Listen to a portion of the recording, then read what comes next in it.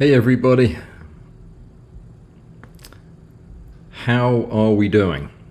It's Tuesday evening, 8 o'clock, time to chit chat. Hang on, I probably should turn my phone off. All right, how's everybody doing? Bonsoir, Gilles? Michelle? What's up? Robert, congratulations. Great showing, again. Justin, plenty, I believe.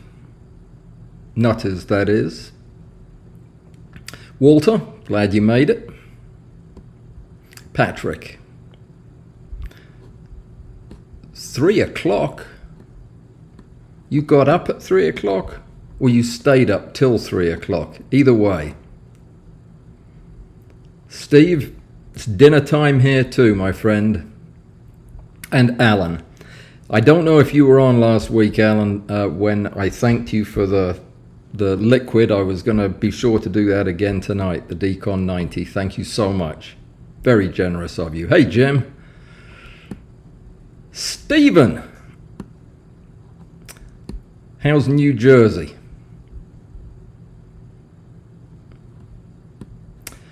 No trolling. Okay, yep, no trolling. Fart jokes, I don't know any. I could look that up for next time. I thought what we'd do this evening was, there's a thing I want to talk about briefly, is wide-angle macro. And we'll talk about that in just a second when everybody gets in. Yeah, there were a couple of other things I wanted to do. The move is still going rather, well, it's picking up pace, I suppose. It took me all day today to get this room presentable because I wanted to show you the studio space that I'm going to be in, because a lot of my videos are going to be made in here from now on, so I thought I'd show you around. But I couldn't because GoPro. As if I needed another reason to be mad at GoPro. It only works with the webcam function on GoPro only works with a particular kind of USB cable. And has anybody been shopping for a USB cable lately? No? I did this evening, and it was shocking. Let me show you something. To do that, I'm going to have to move something around. I have added some functionality. I don't know if it'll work or not, but I did. Anyway, I wanted to show you the ad. This is the only USB-C to USB-C cable that I could find. Look at the price of that for 14 feet. The one I've got is about 3.5 feet. $29 for just a regular old cable.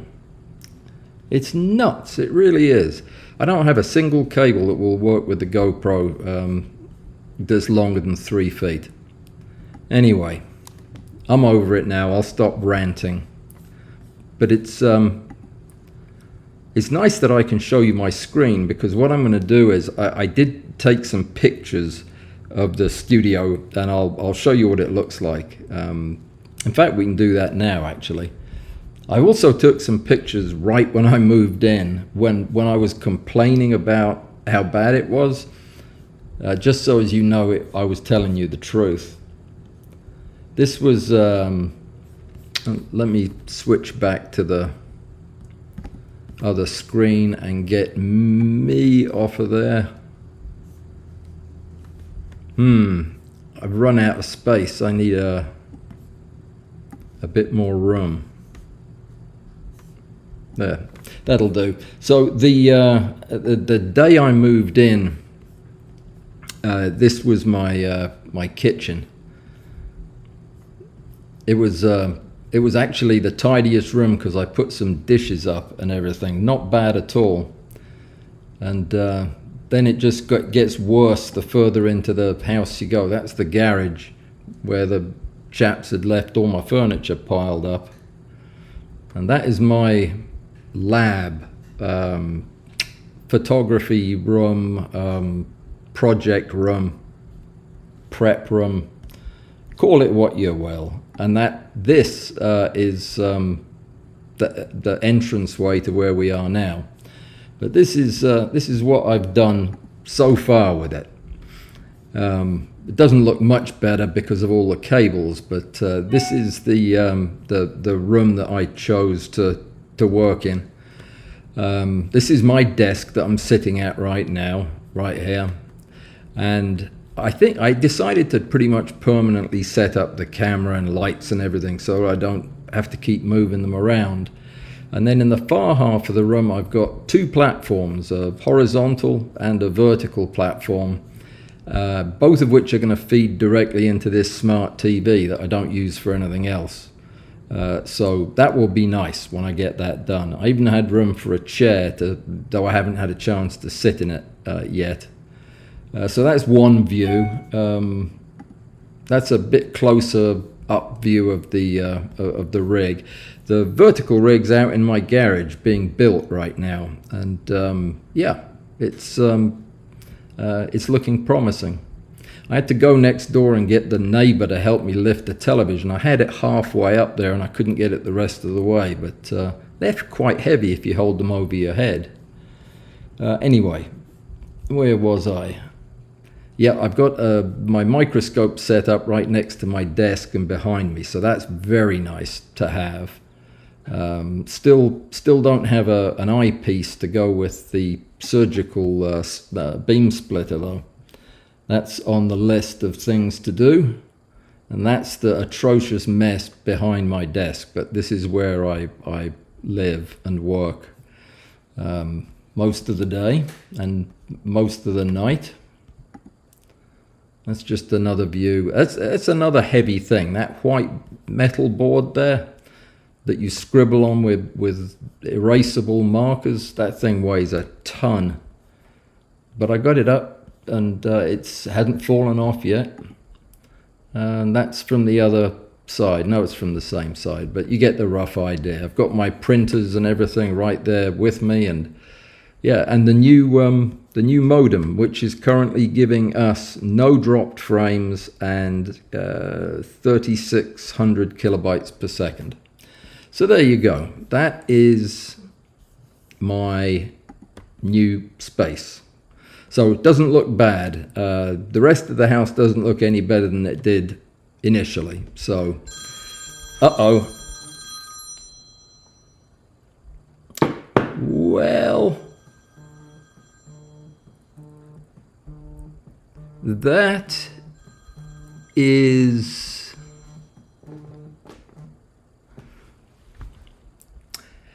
my friend Mike calling me, and he never calls me during the live stream unless I've somehow screwed something up.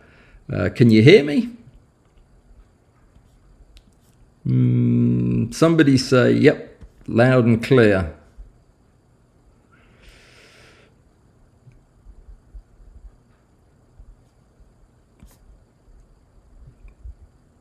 Well, somebody will get back to me in a minute. Mike would not have called unless there was something weird going on. Anyhow, yeah, the bat phone, no kidding. So, don't I hate moving? Yes, I hate moving more passionately now than I ever have in the past. This has been I take it the yups you can hear me. Good. Okay, great. Then I'll have to give Mike a call and ask what he's bothering me for. Ah, dearie me. Art, good evening. Jan, good evening. How are you, sir? If I look like I'm sweating, it's because I've been running around for the last hour desperately searching for the dummy battery cable that powers my other camera, which I couldn't find. I don't know what I've done with it. It'll probably show up in the freezer or something, but yeah. We're getting there, but it's slow. I have never heard of monoprice. Taluka, how are you? It's good to finally put a name with the name. I've never heard of monoprice. Where is that? Is that in the US? I'll check it out for sure. Hey Laura, how are you? You all excited about your trip this week? I hope so. It's going to be great. Hey Bud, I'm glad you could make it, sir. And Richard also, 2 a.m. listening in bed. That's too much information, Richard. Far too much. And you want to hear about wide-angle macro, Blair, then that's what we will talk about. I got a little bit of flack, not a lot, but it was from the Antipodes, so I took it very seriously.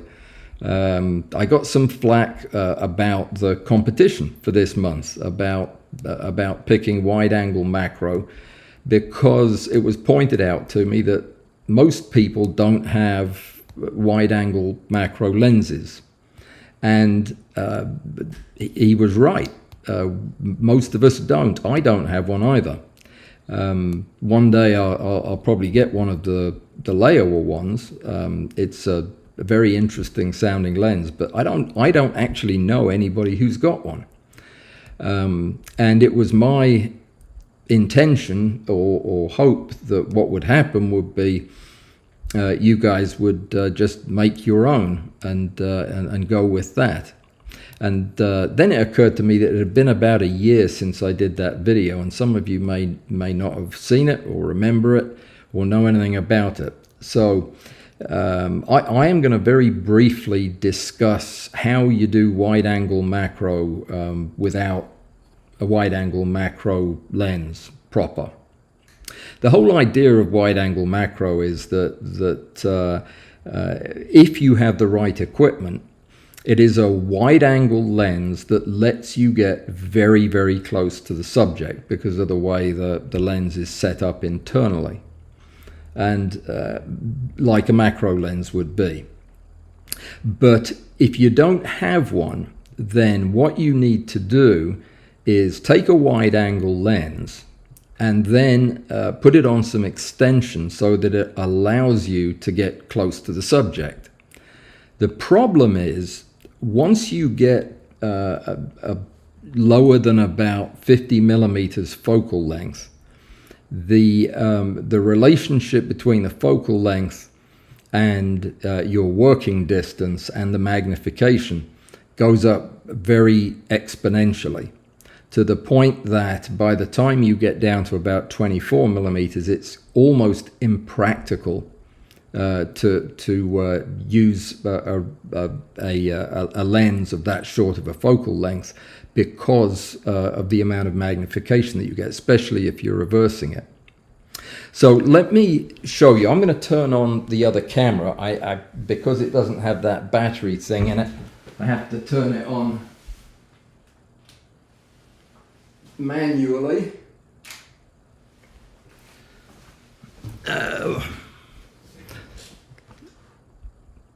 It turned on, but it's pointing in the wrong direction. Let's see. No, it's not. It's doing fine. So that's going to be the view that we have there. And I might as well turn on the other camera while we're at it. This is all very experimental, by the way, all these different cameras, but I thought you would enjoy getting to see some different angles of the proceedings. So anyway, we'll get back to the lenses in just a second. The other view that I am going to be able to share with you is this one, which appears not to be actually moving very much, does it? Well, there you go. It's probably because it's a GoPro. Yes, I appear to be stuck in the act of turning it on. I'll try to fiddle around with that, and we'll come back to it. So I am going to assume that your camera is probably either an APS-C or a full frame. This will work with either one. The idea is to use the widest lens you've got is probably a good idea. And one of my favorites to use for this is either this Tokina 11-16. It's a DX lens made for the crop frame Nikon cameras.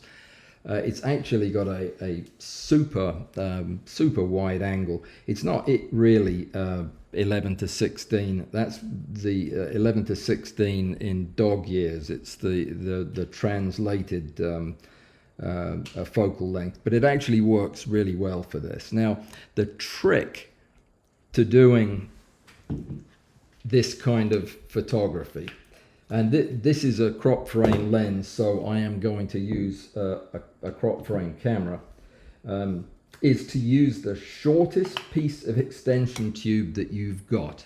Now, I would recommend, if you're used to using a fully functional connected lens, then use one of these extension tubes that actually transmits a signal. Hang on a second, this thing's not, there we go. So this is one of those extension tubes that has connections so you can control the aperture. And that's really all there is to the setup.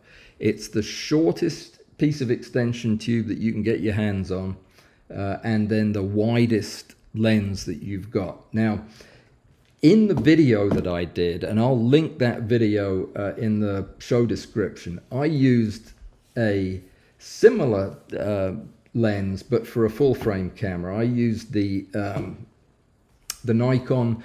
This is their less expensive than the flagship 18-35 AFS-ED lens. It's very nice. It's quite wide, and it actually works really well for this application. And again, I had a different tube I think I used on it. I have a 10mm tube that I used, and yeah, again, because it's one of the modern lenses, it's probably a good idea to have the wired connection so that you can change the aperture. And the idea is that you shoot with this as if you were shooting not the background but the subject, and it takes a lot of getting used to, because you have to get right up on your subject, much closer than you probably ever have before with a camera lens. The hang on just a sec, let me see. Okay.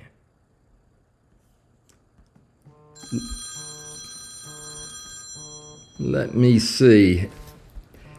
I think the we should be good now. I'm sorry about that, guys. I left the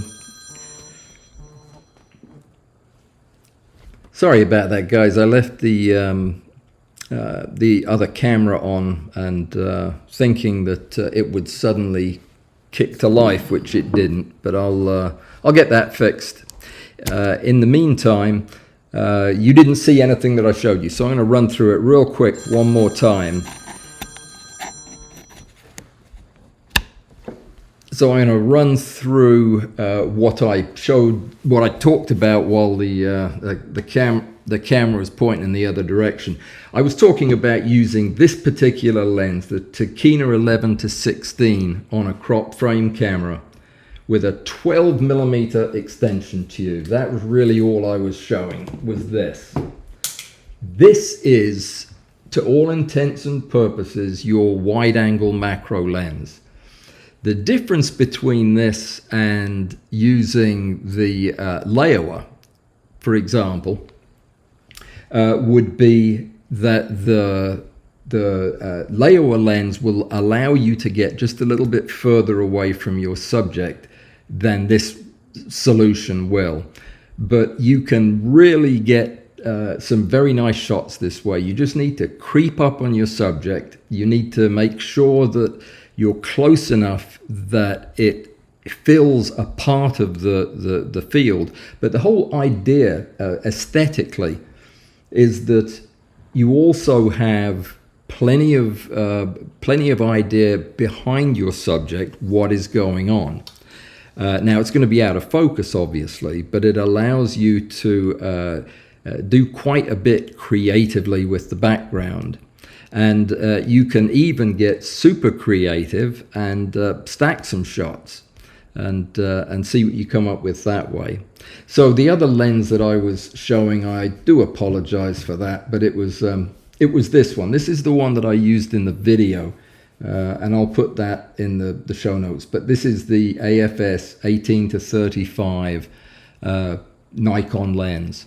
It's a very nice lens. It's lightweight. It's great for this because you tend to have to hold the camera still for a long time. If you're like I am and you like to shoot things live in the bushes, then yeah, you're going to have this thing up to your eye for ages. Just get out and try it. I would avoid using anything longer than about 12 millimeters at the most as far as your extension goes. If you're using much more than that, you're going to have the image is going to be forming basically inside your lens. You're not going to be able to get the photograph. Ideally, you'd have something like 5 to 8 millimeters of extension. Now remember, with the extension, you're not going to have infinity focus, so you wouldn't be able to focus on the background anyway. But the idea is to use this technique to add some context to your macro photograph, and it's a lot of fun, and it can be quite impressive when you get it figured out. You don't need to be overly aggressive with the background. It's just really to give more of a feeling. You know how with a good macro shot you can't see anything but the rest of the frame filled with bokeh. This is just to give that context. Watch the video that's going to be linked in the show description and see if that doesn't help. And like I said in the notice that I put out, I'm going to be incredibly generous in judging these photographs. I don't expect anybody to be an expert at this, and just tell me what kind of lens setup you used, and yeah, that would be interesting, and I would be impressed. All right. Let me see if the GoPro started working again. No, it didn't. Hang on. It should actually, because it is. It's actually, according to the computer, it's working, and it does give an interesting other view.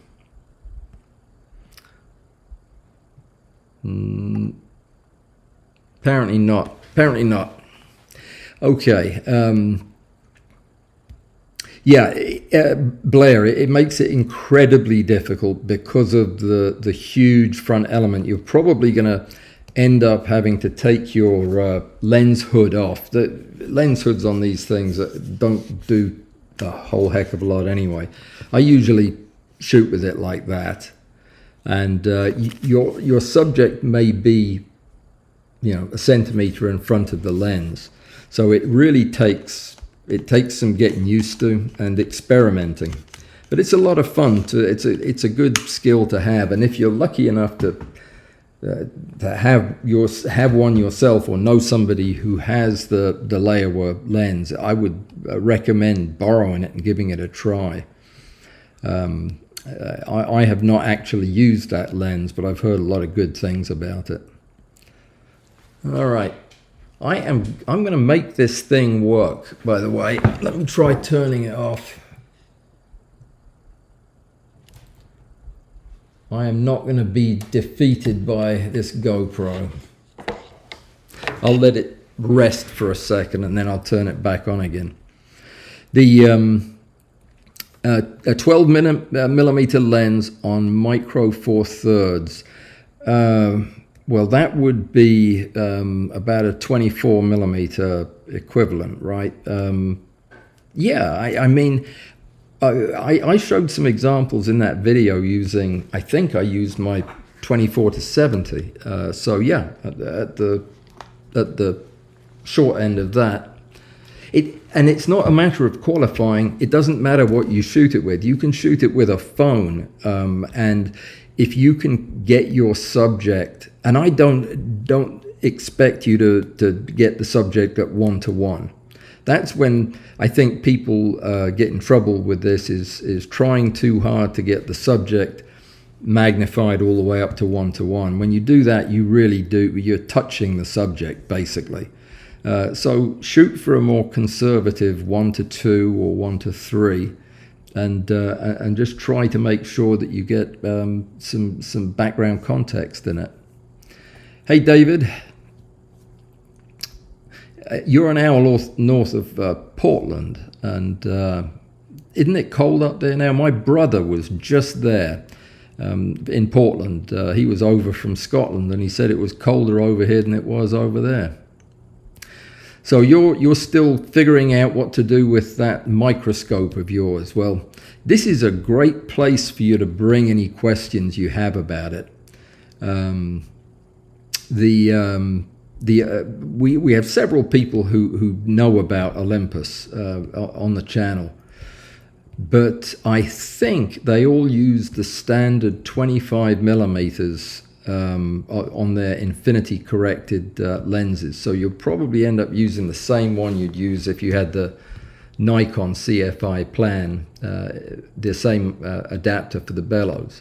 But you're going to need a relay lens, of course, and some extension tubes for the infinity space. Anyway, let me know what you find, and as soon as you let me know exactly what you've got, I'll help you get it set up. Is there an equation for figuring out the working distance when using an extension tube with a wide-angle lens? There probably is. In fact, you might try.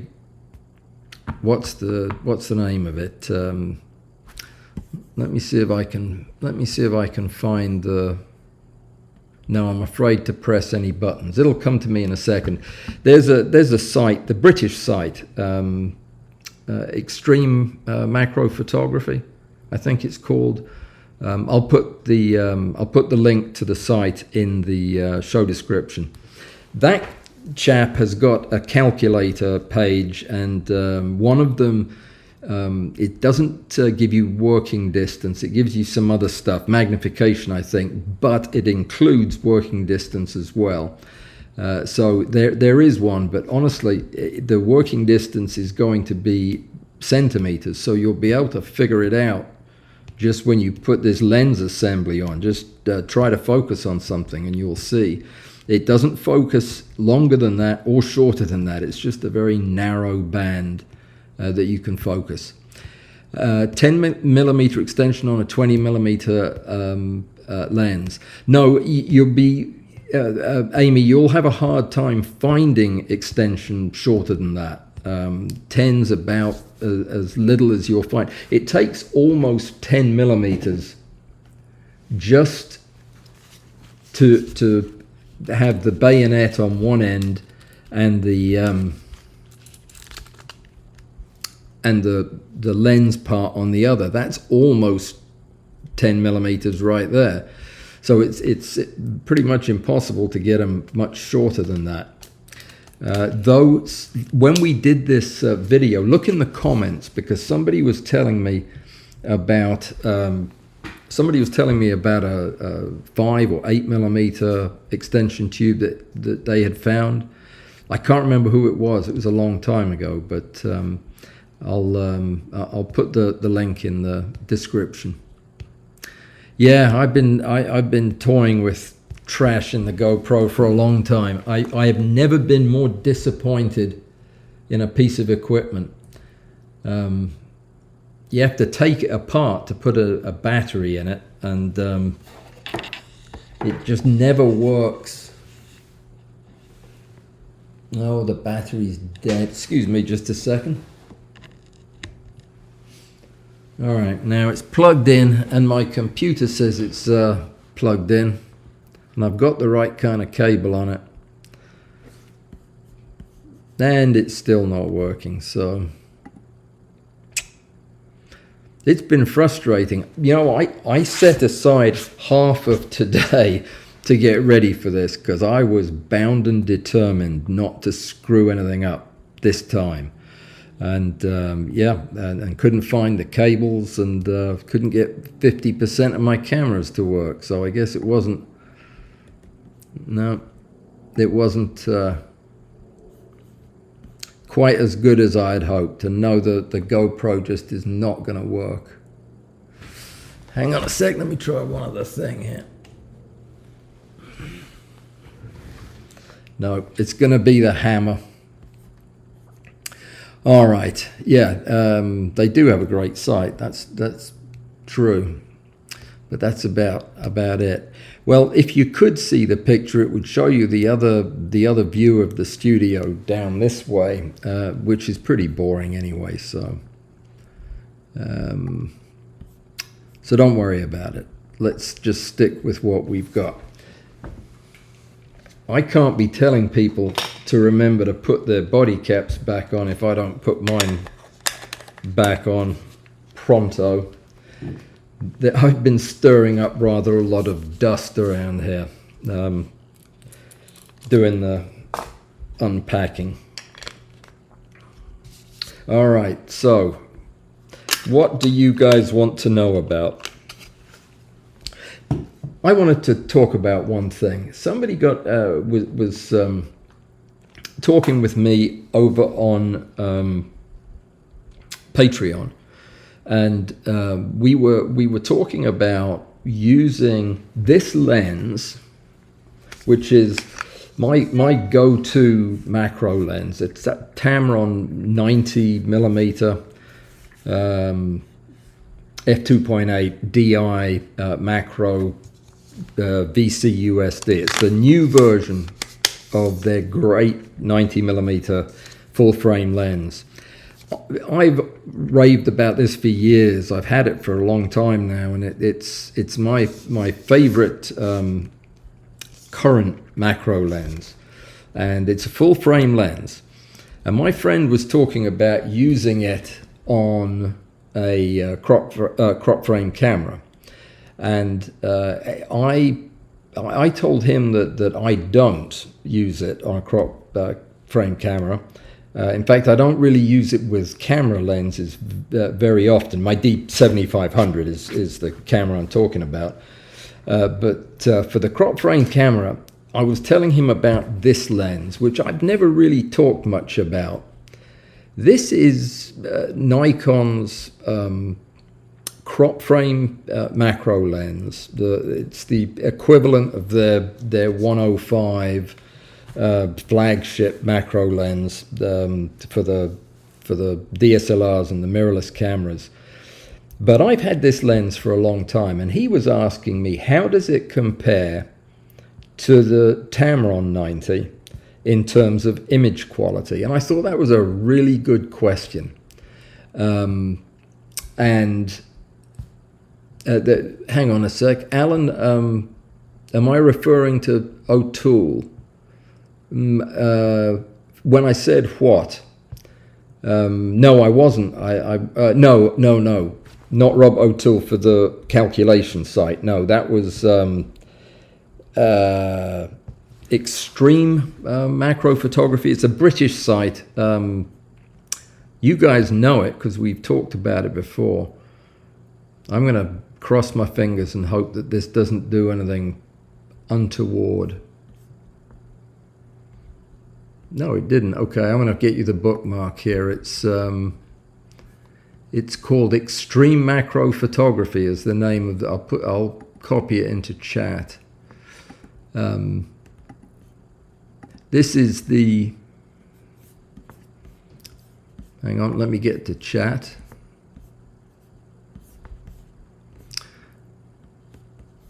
Actually, let me get to YouTube. I somehow booted myself off YouTube. That was smart.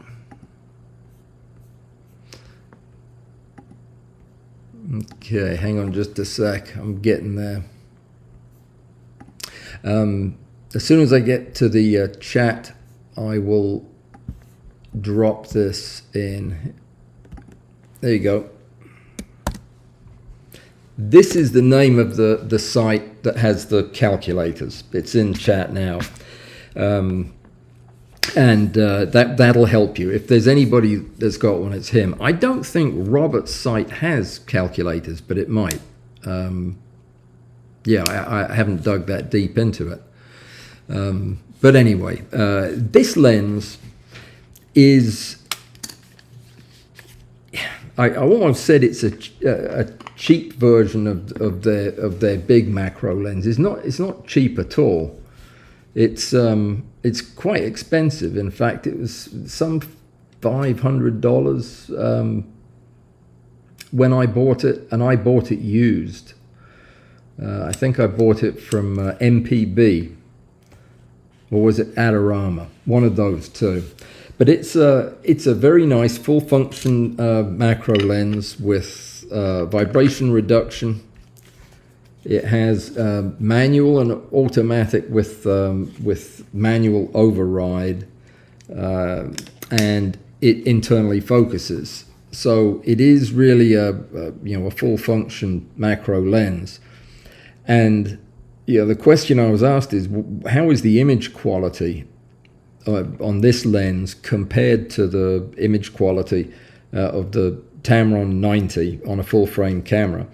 And really, for my money, I can't tell a difference. I really can't. The only macro lens I've ever used on a full frame camera that was sharper than this is on my D7500 is the 200 millimeter, the f4, the big heavy old lens they don't make anymore. That was sharper.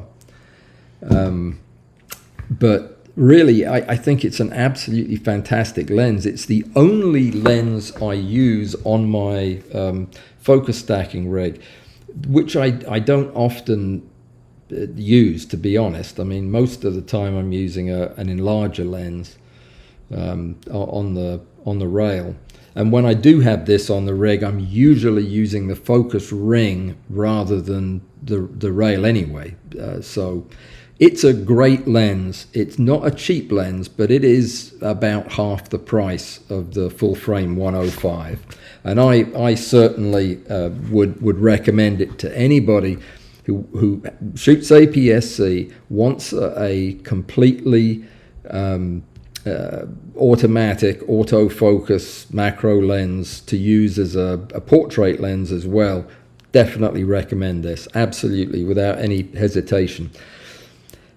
There are some lenses that you can see the difference when you use either a DX lens on an FX body or vice versa, and that's got to do with the way the lens resolves images and the way the sensor on that camera is able to read them.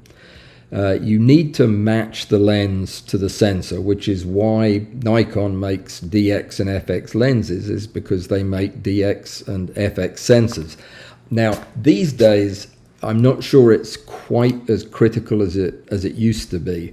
Now, with these high density megapixel cameras, I doubt that it would make that much difference, but yeah, ideally you want them to match. All right, I feel like I have missed some messages. Alex, whereabouts in France are you hailing from, sir? I haven't been to France in a long time. Yes, Michelle, you are absolutely right. The equipment part of this just will drive you bonkers, or it drives me bonkers anyway. It's always something. Every week it's something. And yeah, I can't get this the GoPro to work, so how about that? I'll just turn it off. That'll do nothing. There we go. All right, let's see. Yeah, misery does indeed demand company. Is there a site on the internet, David Brown asks, to find the specifications on the elements used on the Olympus KHC microscope? Their own site ignores this. That's interesting. You know, I would tell you to give my friend Jeff a call. Jeff over at Light Glass Optics in New Mexico, and if you tell him I told you to give him a call, and if he doesn't hang up on you, then he's the man to talk to. Let me see if I can find the phone number. A lot of the people on this site know Jeff at Light Glass, because a lot of the people on this site bought their Mitutoyo objectives from him, and he's a super nice guy. He knows almost everything there is to know about this kind of stuff, and I am getting you the number. Here it is. Let me just put it up on the screen. It's 50. Can you read that? It's pretty small. 505-235-9468. Ask for Jeff and tell him you're interested in getting some questions answered. He will either be able to give you the answer, or send you to somebody who can. And if that doesn't work, well, I'll look as well. I'll look as well and get back to you if I can find anything. That's the name of the microscope, the KHC microscope. I've not heard of that.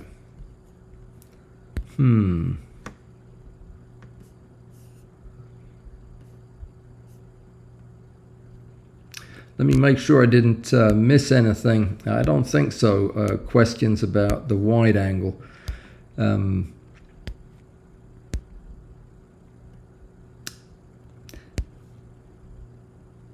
Yes, in answer to Blair's question, the focal length and is less important in figuring out the working distance than is the amount of extension you put on front of it. It's just that the shorter the focal length, the more exaggerated that is going to be, to where 20 millimeters, like I say, your image is forming inside the lens.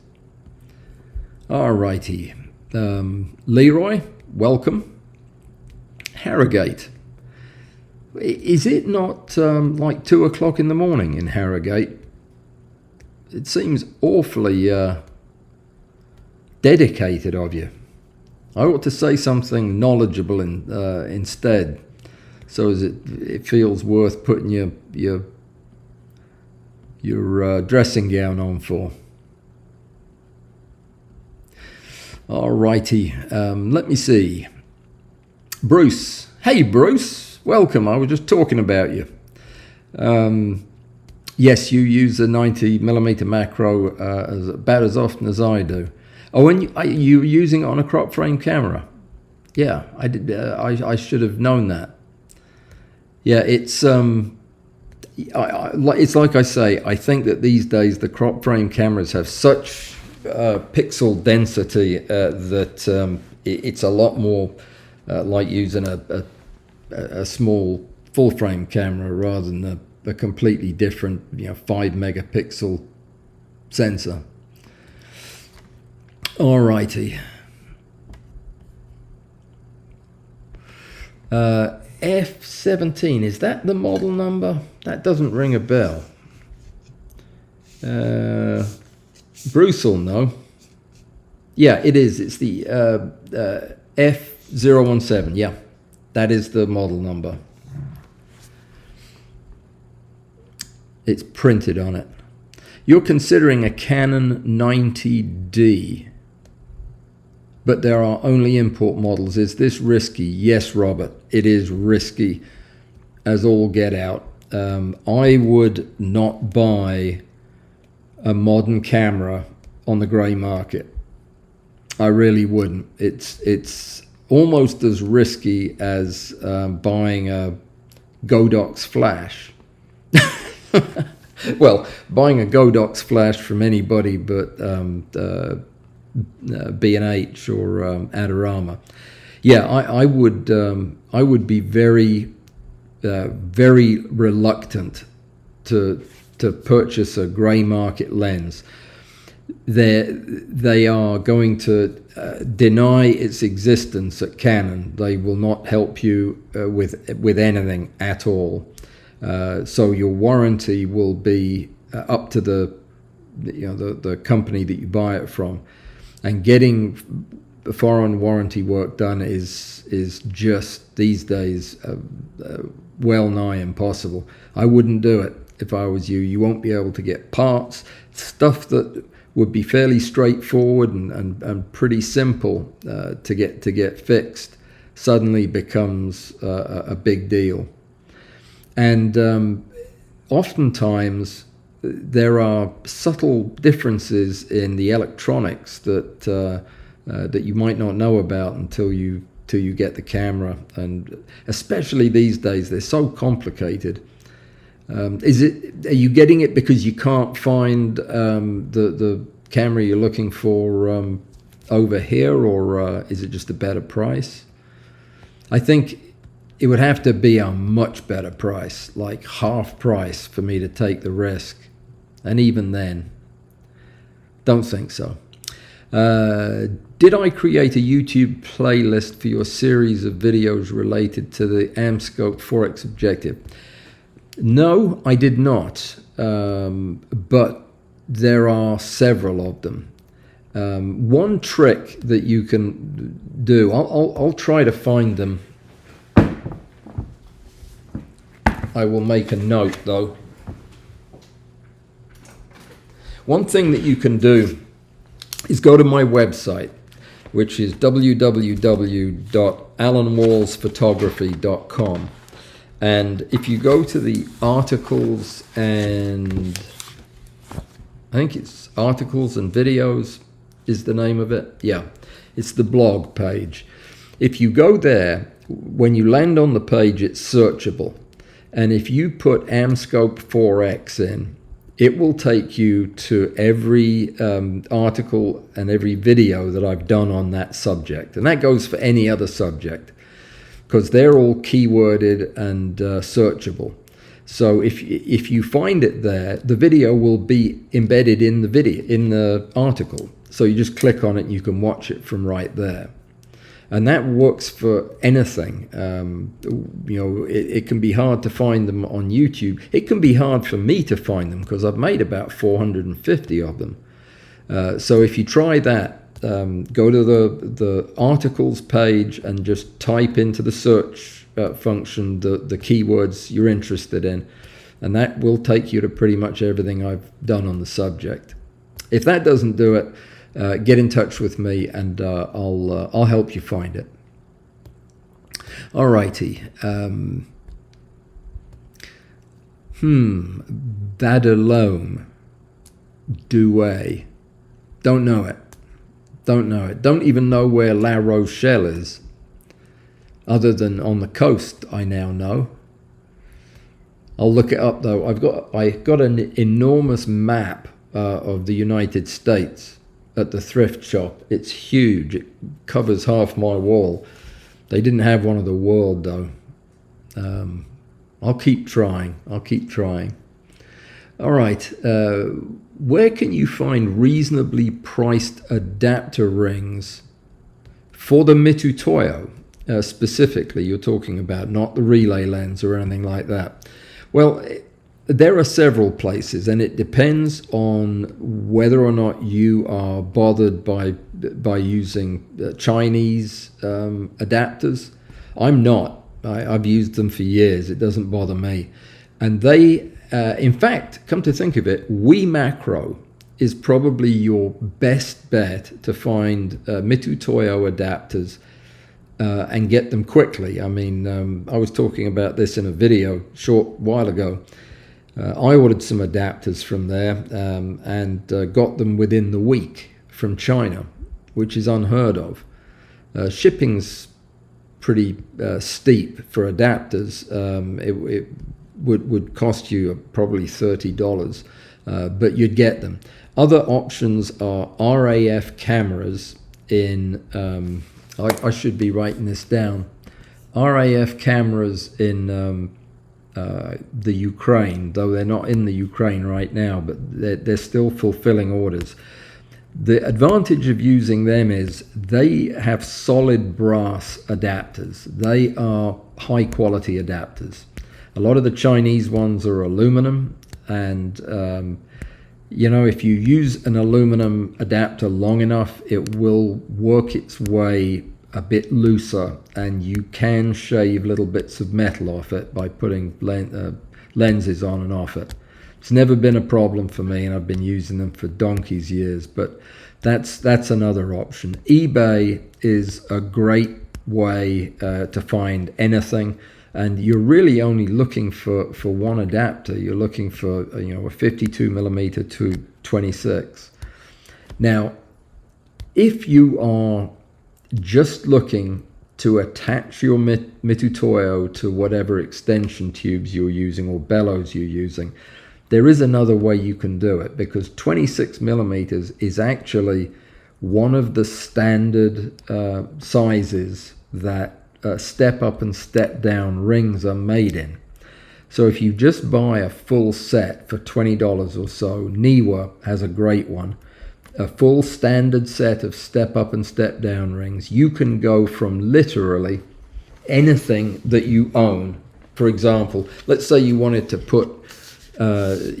use this 200 millimeter lens as your relay lens with a Mitutoyo. This is 77 millimeters. You can buy a 77 to 26, and I've got one. It's a big disc with a little hole in the middle. But you could also get use a 77 to 72 step down, and then a 72 to a 62, 62 to 58, 58 to 52, and on till you get to the down to 26, and then put the objective on the end, which I like because it gives you some separation as well. That is probably one of my secret weapons, is if you have a full set of step up and step down rings, with the exception of weird things like the reversed enlarger lenses, or some of the relay lenses like the Raynox that use odd sizes like 30, 49 and 42. The reversed enlargers that use 40.5. Other than those things, almost everything else is going to be using those standard sizes. So that's a great way to do it. But you were looking for places to buy adapters for the Mitutoyo, and I say WeMacro, RAF cameras, eBay, and Amazon has actually stepped up its game. They now have most of the common adapters, and just be sure, instead of writing X millimeters to X millimeter adapter, write M 25, M52 to M25. Most of the search engines will find those adapters better if you do it that way, because that's actually the way you describe the thread. Alrighty, let me see. So you got, Leroy, you got one of the 4x microscope objectives. You know, there are a lot of different companies that are taking the same lens that I talk about and rebranding it. But there are also a lot of companies that are making their own, and they are not the same. Let me step over here and grab the lens and show you what it has to have.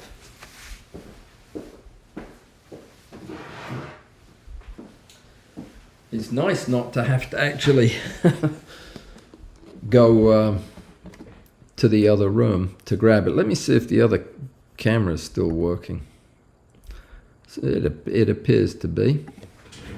So this is the lens I am talking about, and the way you can be sure that you have the right lens is the position of the knurling. You'll find these lenses that have the knurling higher up towards the end, and they are generally not the same. And you should be able to screw off the end cap like this. And you'll have a slightly, I actually use it with that taken off, that guard at the end. And the other way, of course, is to tell from what's inscribed on it.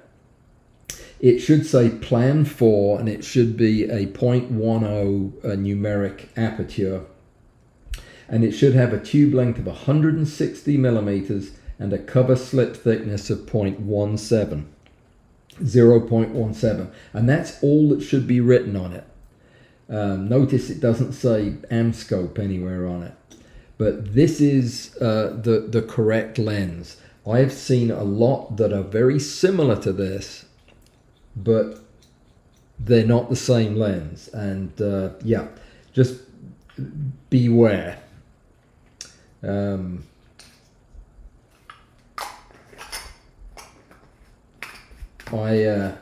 bought a couple of them.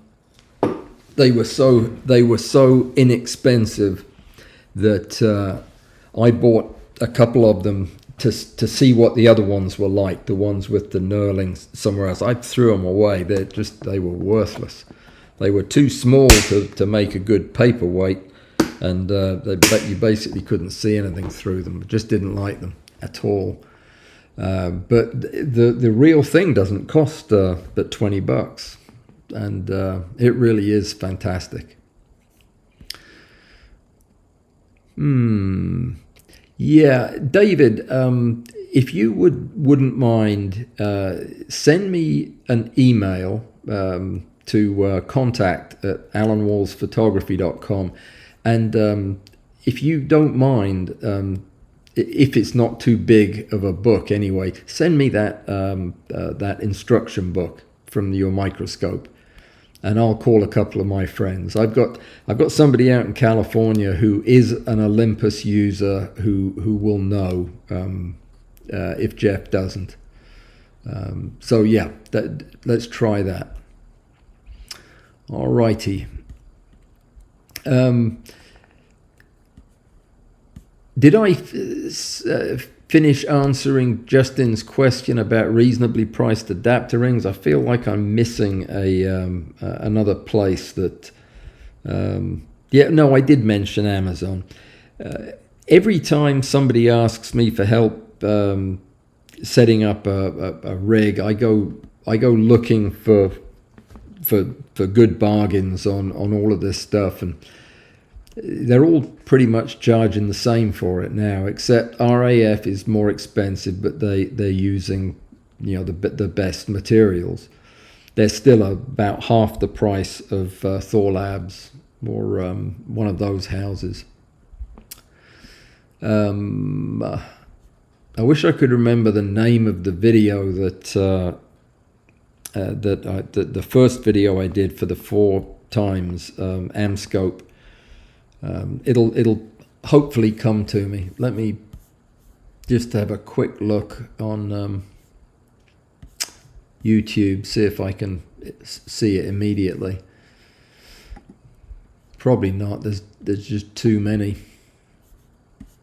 Oh, it looks like I'm on live right now. That's interesting. It was the videos that came out right before the Going Deep series. Now I'll find it and I'll post it in the description.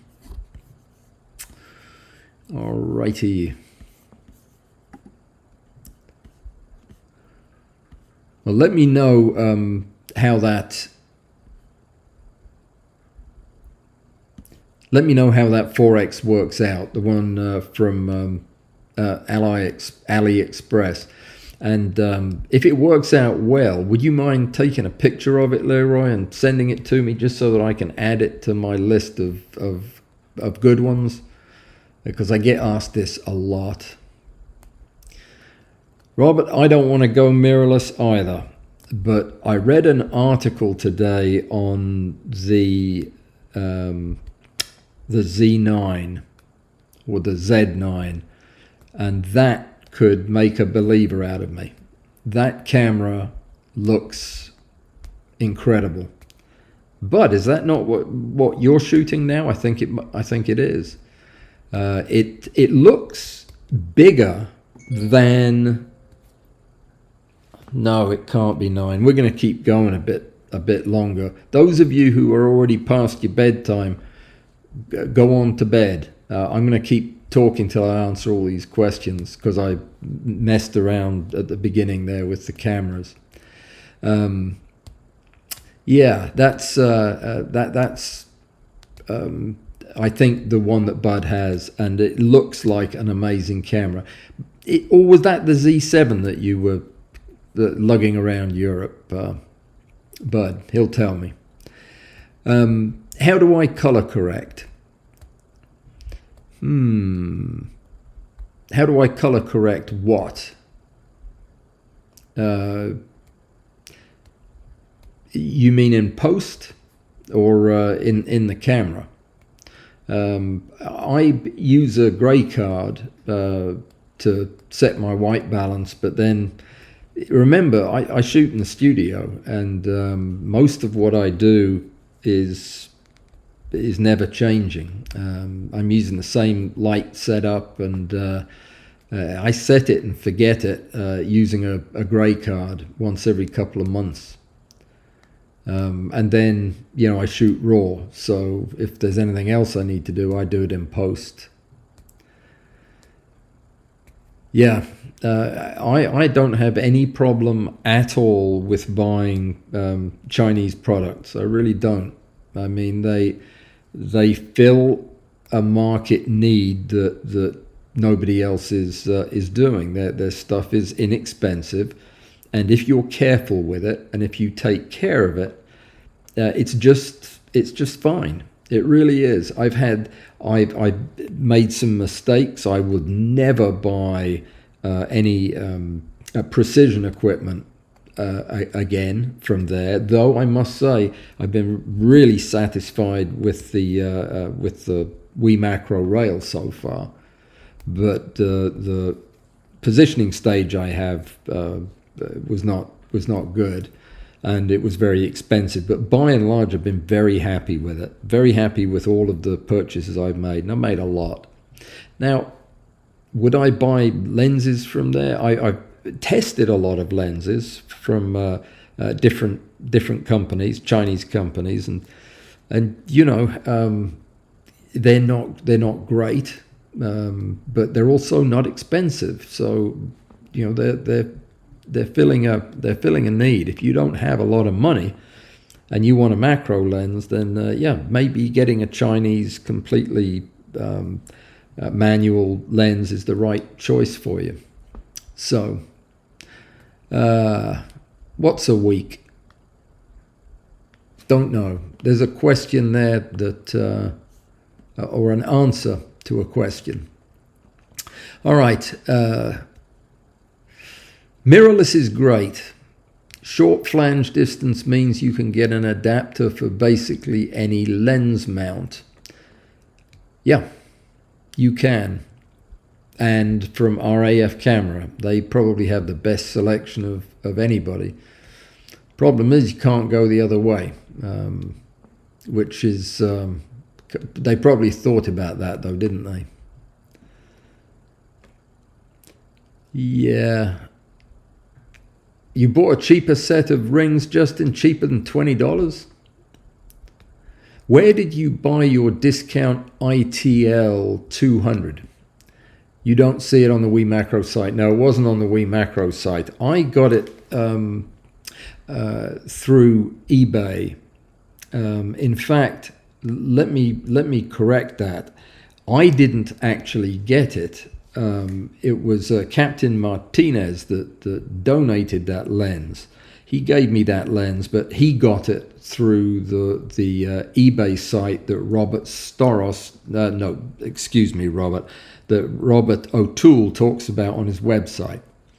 They are, I believe, they are the unbranded Nikon lenses. They're coming from the same factory. They look identical without the branding, and they are a couple of $100. And I absolutely love mine. I really do. It's one of those things where, you know, if you were to convince me that it was a bootleg or an illegitimate copy, it wouldn't make any difference because it works absolutely perfectly. It's a great relay lens. I much prefer it to my Brainox, and I much prefer it to using a 200mm camera lens. It's just perfect. It's not good on full frame. It doesn't give you full coverage, and that's a problem. But I don't shoot full frame on the rail, so it's perfect for me. I will try to find the you'll know it's the right one when you see that they're advertising ITL 200s, they call them that, and they have probably 8 or 9, and they're $199. They'll all disappear, and then it'll be a while before they show up again, but they are constantly replenished. I think somebody's walking out of the Nikon factory with them or something, but anyway, they're not on the WeMacro site. Yeah, RAF Camera is a great site. It is my go-to place for the weird things I can't find. And I know I have friends who have actually contacted them and had adapters made when they weren't available. They just add them to their inventory and make them. I think they make all their stuff in-house. Definitely try it.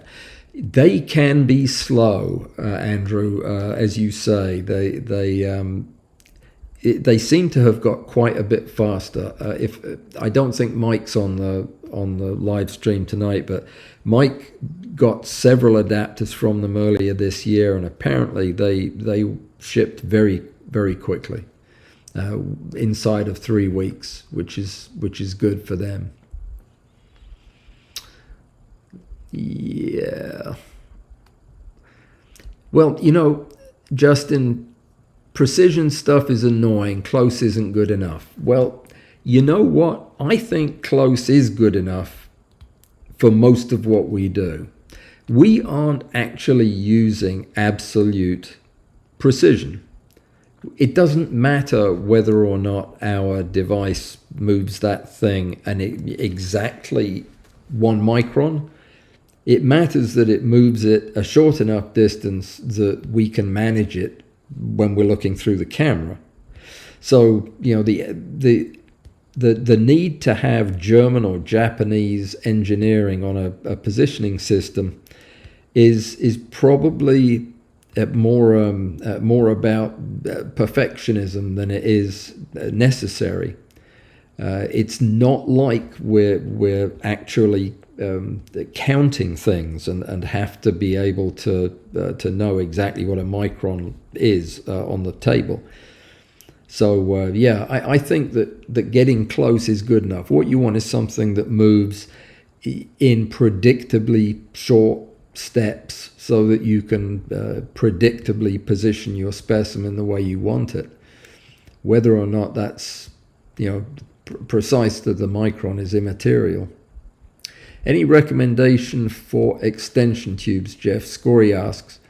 Yeah, the ones I have are stiff to put on, and I bought these donkeys years ago. They're made of plastic. I would never buy them again. Let me see if I can find them. I would never buy them again because they're made of plastic and bits of them have broken off. I had to fish one out of my camera a few years ago. I don't know who makes them. I don't even know if they have a brand anywhere on them, but they're these plasticky ones. So I wouldn't recommend these. And for 90% of what we do, or 99% of what we do, you don't need electrical connections. You don't need the focus thingamajig, because you never use it. We're using mostly optics that are not camera lenses, so there's nothing for them to communicate with.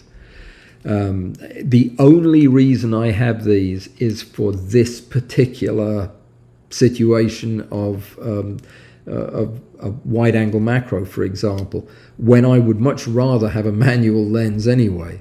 So yeah, I buy the cheapest, absolutely the cheapest, simple, non-communicating extension rings. I can't remember who makes them now. It's Photodiox, $9 for a set. It's just empty space. That's what you're buying, empty space with a piece of metal around it to keep the sun out. So yeah, I don't spend more than $9 on them.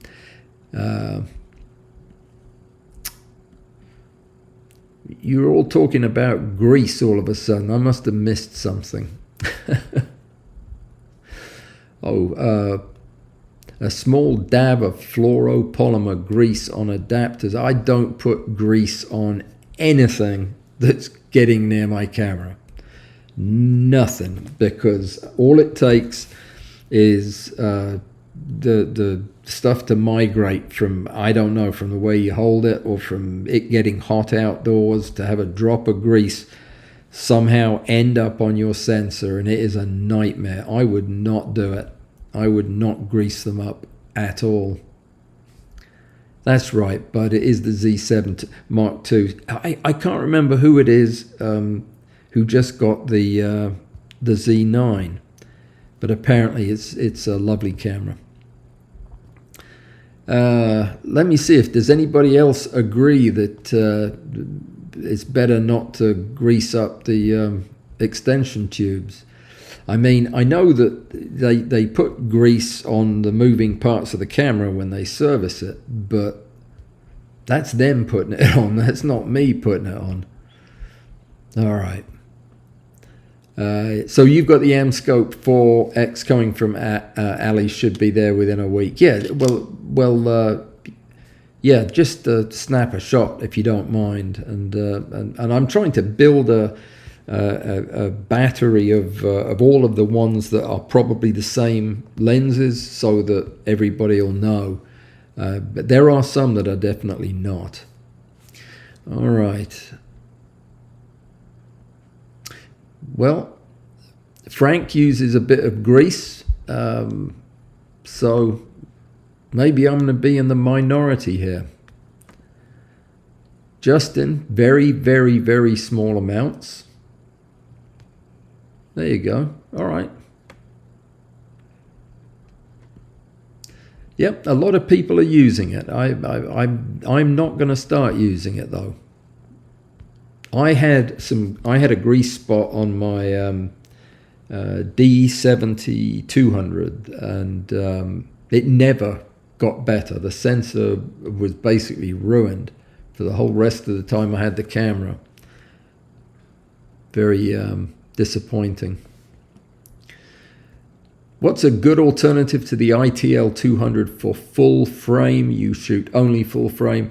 Well, yeah, don't get the ITL-200. Get the Raynox DCR-150, 200 millimeter or 208 millimeter relay lens, or plan on using a 200 millimeter lens.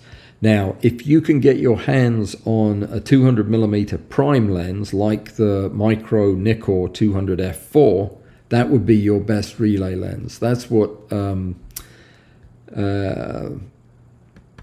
Biss uses. Is it Biss?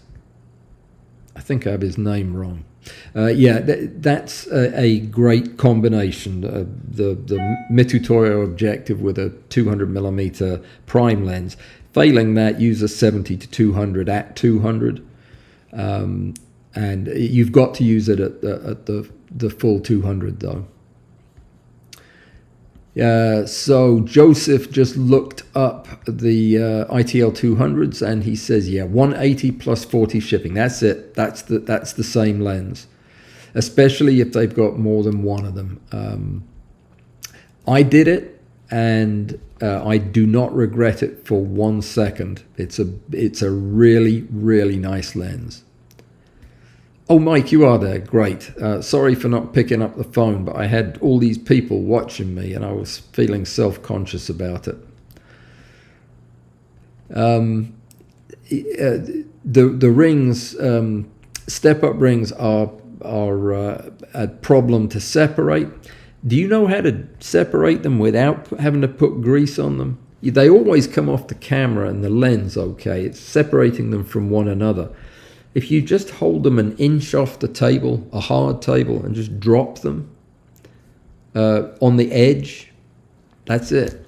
99% of the time, they unscrew just fine. They also make wrenches. I have a set of plastic wrenches that work when the dropping trick doesn't work. Pop them in the freezer for about 15 seconds is another way. The smaller one will freeze quicker than the big one, and there'll be a differential in the size. If you leave them in too long, they both shrink. So yeah, I think I had that backwards. Don't worry about it. Just stick them in the freezer for a little bit. And then you spoiled the whole thing by using grease after that. Well, you guys just are going to have to duke it out amongst yourselves. All right. You know, I haven't taken a photograph in 3 weeks, except to show you the studio earlier on. Can you believe that? That's probably the longest I've ever gone. Well, when I was a fetus, I didn't take any photographs. No cameras were allowed. But yeah, 3 weeks. It's crazy. I'm still not set up to do it because I still can't find all the wires. Well, yeah, if you would do that down under there, Bruce, you'd warm the rings in the sun because, I mean, it's going to happen anyway, isn't it, down there? It's scorching.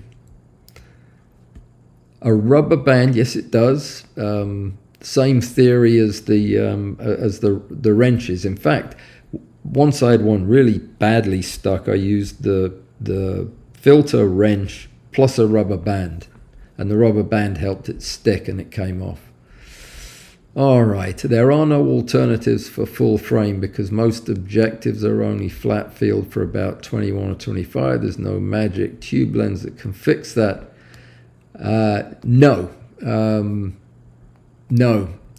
Actually, they may well advertise that, Joe, but the coverage, for example, with the Nikon CFI plan easily covers a full frame camera if you're using a Raynox. It does not cover it if you're using the ITL 200.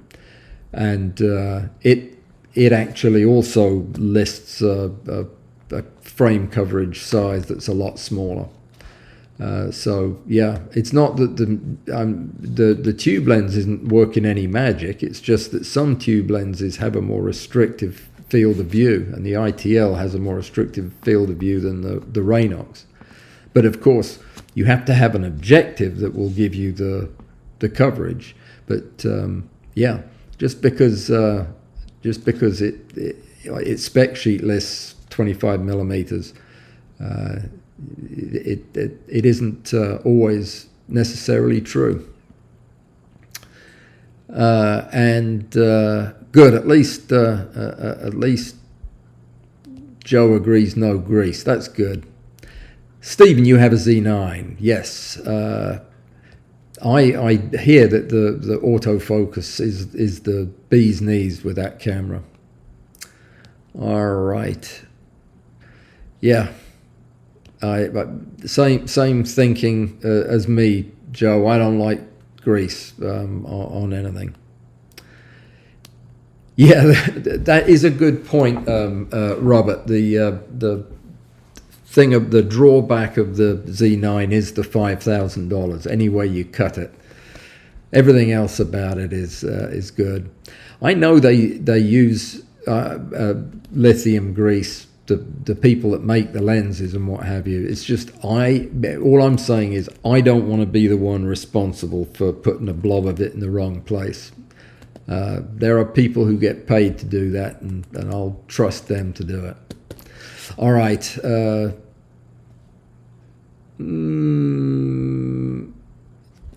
That's a joke, right, Justin? You're not spraying WD-40 into your camera. Tell me you're not. All right. Yeah, I know that the Bud uses the ITL on a full frame camera. Well, you know, it is just a hint of vignetting. It's not really that bad. But the CFI plan on a 200 micro nickel is absolutely doable. I think you'll like that combination, actually. Bud has both of those. Bud, have you ever used the Nikon CFI plan 10x on the 200 micro nickel? I'd be interested to hear. Yeah. Yeah, well, I don't trust any specs really until I try them out, but yeah, it's probably, there's no doubt about it. In fact, if you want to read a more knowledgeable commentary on it, read Robert O'Toole's article on the Nikon CFI plan. I believe he talks about the full frame coverage, and I know he does when he reviews the Raynox as well, because he compares it to the ITL. So yeah, it all is not quite as it seems sometimes. Yeah, same autofocus as the Z9, the Z7. I did not know. Oh, that's the Z7 Mark II. I did not know that. But I am not in the market for a camera. I'll tell you what I am in the market for is my dinner. So I am going to call it quits. I'm sorry I couldn't get the other camera to work, and I'm sorry for pointing the camera at the ground or wherever it was pointing before. I was hoping it would come back on, but it didn't. At least we didn't have the freezing thing going on this time, which was nice. So I think we're gradually getting there. Next week, hopefully, I'll have the rest of the house done, and I'll give you a quick guided tour. And my goal is to have some photographs for you, photographs of things that I have photographed this week. By next time. Competition, go ahead, take a picture with a phone if need be, up close, something little with something big behind it, and we'll call that your wide angle macro. But let's get a few pictures in so that we've got something to look at and chat about. And if you just want to stick it to me, just take a picture of a bug and just say it's wide angle macro. I'll probably count it. Congratulations again to Robert for your great win this week, and thanks for all the nice comments about doing the results that way. I think it's going to work. So you guys take care, and I'll see you next week. I'll see you before that. Oh, I didn't give away tickets. All right. I've got 2 tickets to the Alison Pollock and Rick Littlefield interview, which is coming up 2 weeks from Friday. 2 weeks from... No, it's 1 week. It's the 28th. It's next Friday. All right. The first person who can tell me the focal length of the DX Nikon lens that I was talking about earlier this evening, the first 2 people that can tell me the focal length of this lens get the tickets. I said it about 15 times. It's the Nikon blank millimeter f3.5 micro Nikkor. Good night, Amy. Good night, Bruce. Good night, Bud. Good night, Justin. I'm gonna... Stephen, you have won yourself a pass.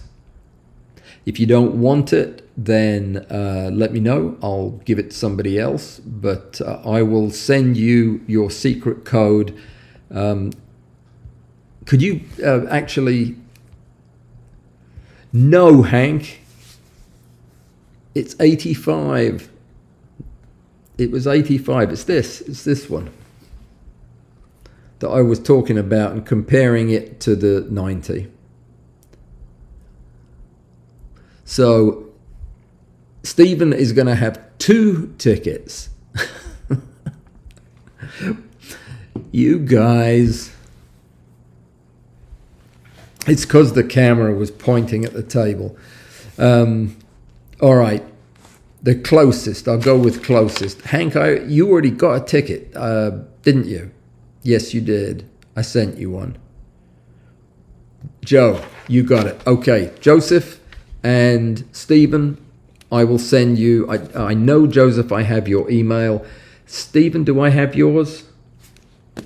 If I don't, Stephen, would shoot me an email to reservations at awp_macro.com.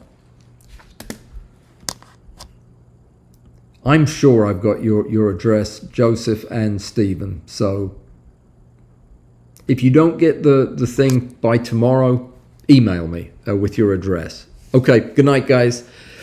Take care, and I'll see you in a week. How do you turn this thing off?